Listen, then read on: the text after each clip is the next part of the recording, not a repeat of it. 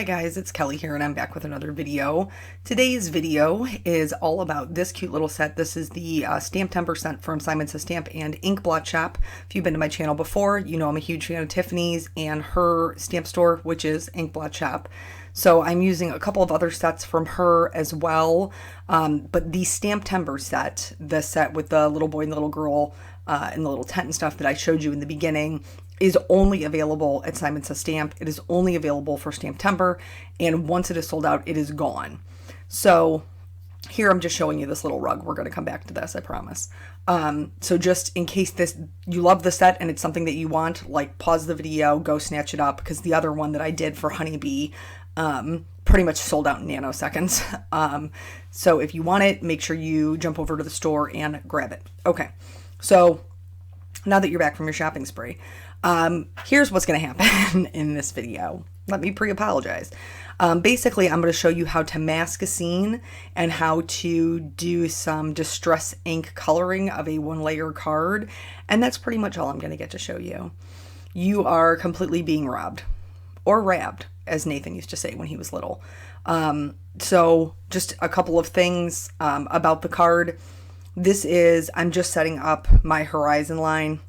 And normally I use my Post-it note masking tape because it's just like 2 inches wide and it's already a straight edge, but I can't find it. So I had to use my Eclipse and then just trim it with my paper trimmer.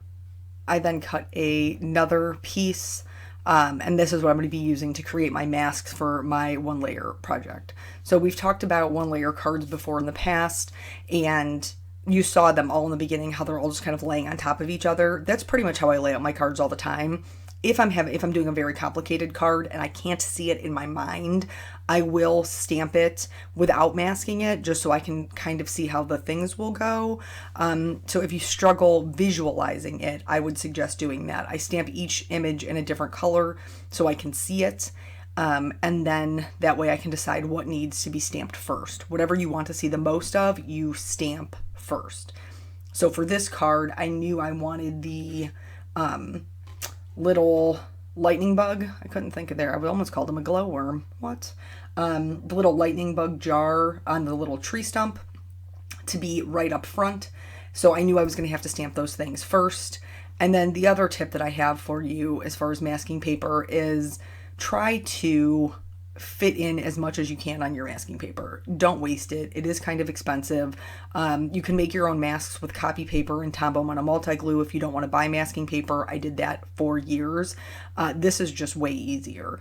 So before I could afford the, accommodation that masking paper offers, I did make my own for a really long time, and that's totally a reasonable thing to do. The other thing that's super beneficial about having your masks cut already is you can use them for placement.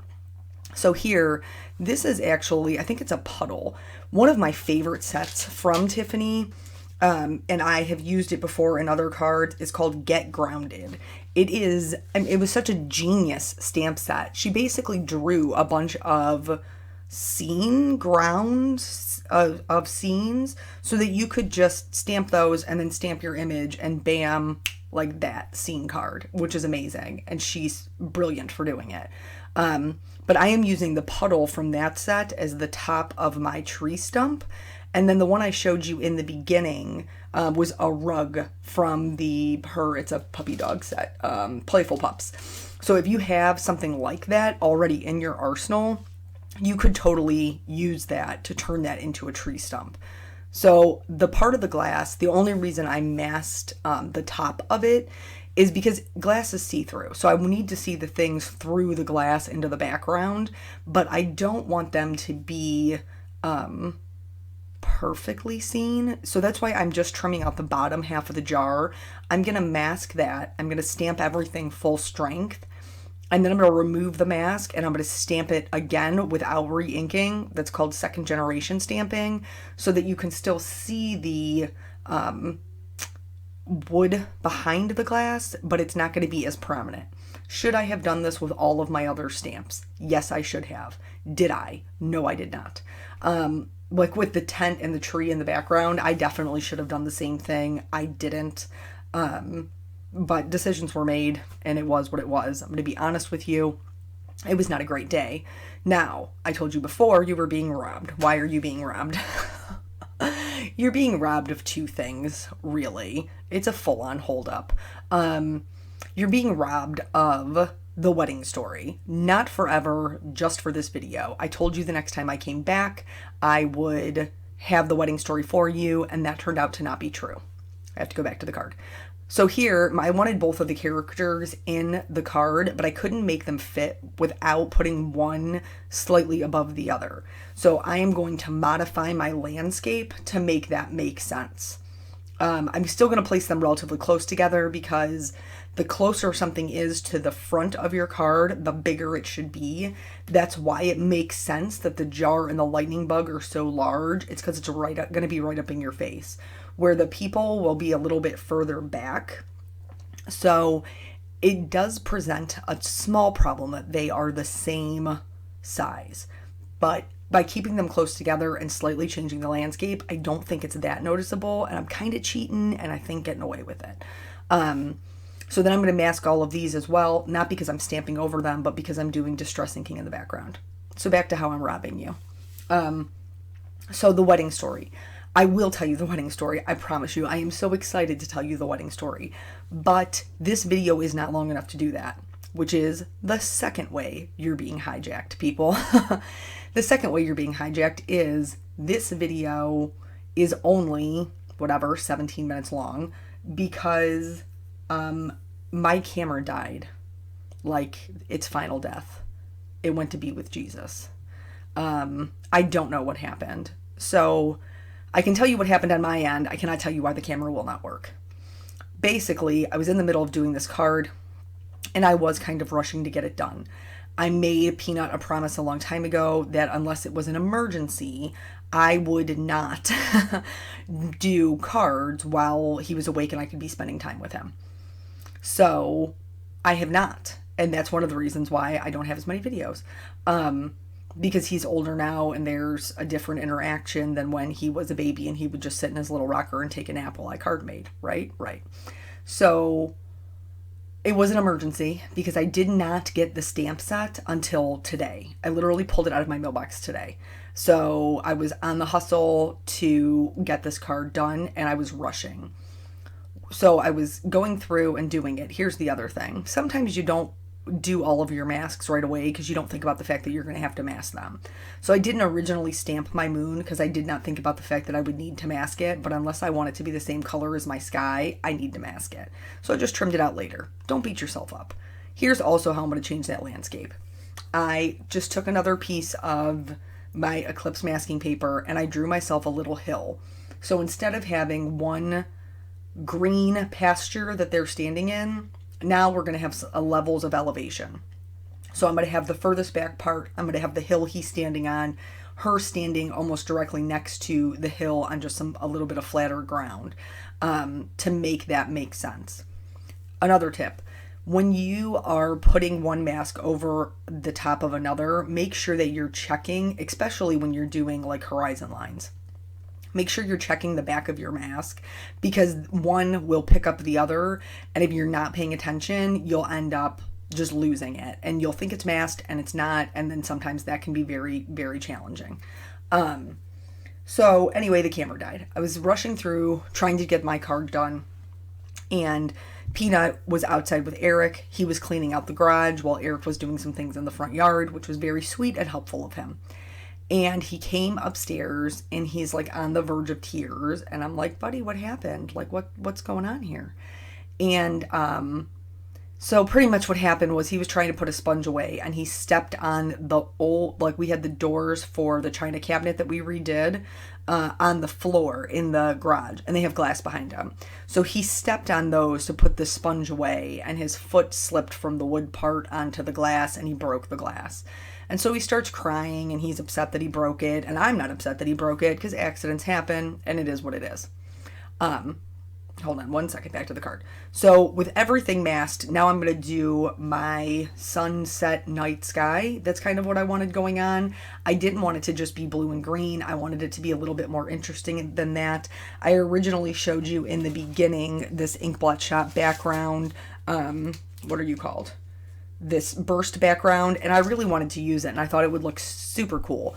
But I realized it would probably make it look too busy. So that's one of my other tips for you when you're making a scene card. Sometimes you have to make a choice. You just have to make a decision that maybe this is the way you're going to make it this time, and you'll be able to use some of your other ideas next time, so that your card isn't so busy that it doesn't make any sense. I already have a lot of stuff going on here. So for me, putting the starburst in the background, I don't think would have added anything to it. I think it would have just kind of muddied the waters. So anyway, he comes up, he's broken the glass, he's very upset. I try to pause my camera. It will not pause. So I tend to my child, and I move on with my life. Well, when I come back to the camera, I had to like turn it off. It wouldn't stop. I tried to pause it. I tried to hit the record button to stop the recording. Nothing would work. And so I turned the whole thing off by having to take the battery out. I put the battery back in. I turned it on. I could use the menu. Everything was working. As soon as I hit the record button, everything freezes again. So that is what that is. It's very frustrating. That camera is only like 6 years old, and it's the only one I've ever used to shoot my YouTube videos. They don't make it anymore. It's discontinued. So I did find something. Honestly, I had to. I tried like local stores to see if I could get anything, but I couldn't find anything local, so I ended up going the Amazon route because I can get it by Monday. I just have other things that I have to work on and other things I have to do, and I cannot wait for a camera. So here's hoping that that works out well. So I'm covering up the sky portion now, and then putting in my hill. I'm going to add my green from lightest to darkest, and that darkest part is just going to be on the very bottom edge, because that's going to add the shadow to make my hill pop. So the top part of my hill will be lighter than the shadow that's behind it, and that's what's going to give it some dimension along with the other images that we have stamped. So I do feel terrible that I am not telling you our wedding story. I do still have that video. I told you I had a longer one that I had kind of been saving, waiting in the wings. I still do have that one, and I have all the footage for that. So hopefully I will get to that. You guys kind of took a back seat to finishing Peanut's desk for school, because I had some issues with the top coat. We like got everything painted and it was good to go, and then I did the top coat, and it was Rust-Oleum's matte top coat, and then I don't know even what went wrong. Like, I still don't. I don't know what went wrong. It got weird and like gummy in some areas. I don't know if it was already drying and maybe I back brushed it. I'm not really sure. But so then the next day I sanded it down. Not completely smooth. Oh, don't do this either. I just got aggravated with it and just took off the mask for the what is that little branch thing, because I figured I'm coloring it brown and green will cover my green distress ink, and I was good with it. I didn't care. Anyway, I had to sand it down. I didn't sand down like all of it just so that it was smooth, and then I put another top coat over it, but then you could still see like the gummy areas, so I ended up having to repaint the top of it and then put on a new top coat, and then we were good to go. But it just took longer than we had intended. It came out super cute though. And so yeah, it just took up some time, and I didn't get around to doing that video, so I'm hoping to do that this week. Here is the final grass layer. They're all the same colors, the Twisted Citron, Mowed Lawn, and then peeled paint. So I apologize that there is no coloring in that. I shouldn't say no. I got the little girl, her skin tone colored. And then that was pretty much all I got before Peanut came in. I was upset about the glass being broken. Thank God he didn't cut himself. But we weren't going to use them for anything anyway, so it's not like it was some huge loss. The girls across the street also have been like working on their garage and refinishing things. So oh, here we're gonna remove all the masks, which for me is like the magic fun part. I do recommend using a tool if you have on dark nail polish like I do, because it can leave like streaks of red on your card, which nobody wants. And then I'll get briefly into the coloring, the parts that you can see, and then you'll be able to see the whole card at the end of the video, and then there'll be still photos like that you can look at more in detail if you would like to, and everything will be linked on my blog. Also, I link all of my products in the YouTube description. But anyway, the girls across the street are refurbishing their parents' basement into a bar, and so they wanted the doors to make some sort of light fixture with, which I told them they were more than welcome to take. They haven't come by and picked them up yet. If they wanted the glass, I guess they're going to be just out of luck because it's broken. On 2 of them anyway. The other 2 had glass. So yeah, it was just kind of a rough day. Some